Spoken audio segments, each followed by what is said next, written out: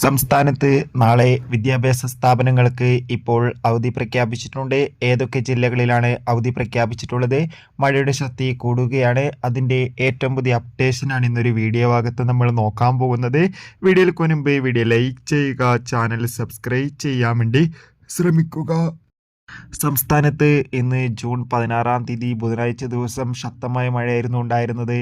കണ്ണൂർ, കാസർഗോഡ്, മലപ്പുറം, കോഴിക്കോട് തുടങ്ങിയ ജില്ലകളിലൊക്കെ മഴയുടെ ശക്തി കൂടുകയാണ്. ഇപ്പോൾ ഇതാ ശക്തമായ മഴ കാരണം നാളെ ജൂലൈ 17 വ്യാഴാഴ്ച ദിവസം അവധി പ്രഖ്യാപിച്ചിരിക്കുകയാണ്.